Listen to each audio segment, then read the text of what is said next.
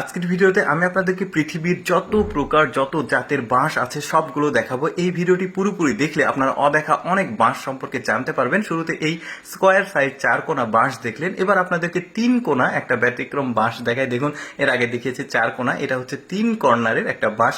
কি চমৎকার! পৃথিবীতে কত রকম বাঁশ আছে যেগুলো আমরা অনেকেই দেখিনি। দেখতে থাকুন আপনার ভিডিওটা, এখনো অনেক কিছু দেখার বাকি আছে। তারপরে এইটা দেখুন, এই বাঁশটাও আমার কাছে বেশ সুন্দর লেগেছে। একদম লম্বা সোজাসুজি বাঁশ, বাট মানে লতানো লতানো পেঁচানো পেঁচানো উপরের দিকে একটা স্ট্রাকচার আছে শরীরের উপরে।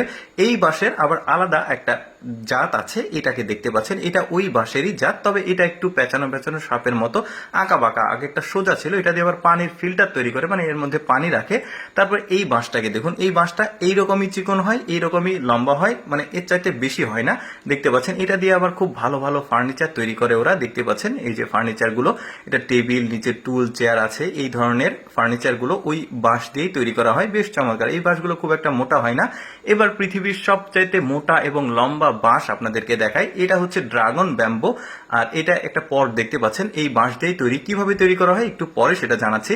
দেখুন, এইটা হচ্ছে 1839 সালের দিকে চায়নার একটা গহীন জঙ্গলে আবিষ্কার করা হয়। তারপরে চারিদিকে এই বাঁশটাকে বাণিজ্যিকভাবে ছড়িয়ে দেওয়া হয়। এটা 36 সেন্টিমিটার মোটা হয়, মানে অনেকটা তাল গাছের সমান। আর এটা লম্বা, এই যে দেখতে পাচ্ছেন কতটা মোটা, আর লম্বায় 65 সেন্টিমিটার হয়। এটা দিয়ে আবার বিভিন্ন রকমের জিনিসপত্র ওরা তৈরি করে। যেমন এটাকে দেখুন, একটা খাবার তৈরি করা পট তৈরি করছে, এটাতে তরকারি ভাত ওরা রান্না করে। কয়লার উপরে গরম পানি দিয়ে তার উপরে এই ডিশটা রাখে, কাঠের ডিশটা, তারপরে এই চাল বা তরকারি দেওয়া হয়। এটা দিয়ে আরো অনেক কিছু, যেমন এই সুন্দর সুন্দর বাস্কেট তৈরি করা হয়।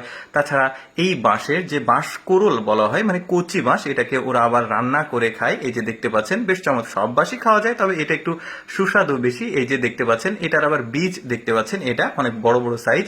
তারপরে এই বাঁশটাকে দেখুন, দেখতে অনেকটা মানে লালটে কালার। এটা শুধুমাত্র ডেকোরেশন বা ঘরের সৌন্দর্য, অফিসের সৌন্দর্য, পার্কের সৌন্দর্যের জন্য এই বাঁশটা চিকন, একদম কুঞ্চির মতো এতটুকুই হয়, এর চাইতে বড় হয় না। এটা বেশ চমৎকার একটা।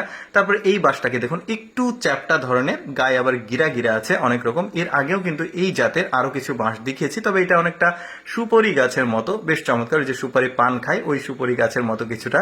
এই যে দেখতে পাচ্ছেন, এটা একটা একটু পরপর একটা করে গিরা আছে। কত রকমের বাঁশ। তারপরে এটা আবার চ্যাপ্টা বাঁশ, দেখুন এটা আবার আলাদা। স্কোয়ার দেখালাম, 3 কলার দেখালাম, এটা আবার চ্যাপ্টা বাঁশ। কত রকমের বাঁশ। তারপরে এই বাঁশটাকে দেখুন, এটা আবার বড়শি বাঁশ, অর্থাৎ এই বাঁশটা এইরকমই স্ট্রাকচার হয়। এটা দিয়ে আবার মাছ ধরার বড়শি তৈরি করা হয়। এই বাঁশটা বড় হয় না, এই বড়শির সাইজেই হয়। মাছ ধরার যে বড়শিগুলো, এই যে দেখতে পাচ্ছেন, বড়শি তৈরিতে এই বাঁশগুলোকে আবার ব্যবহার করা হয়। কি চমৎকার ব্যাপার!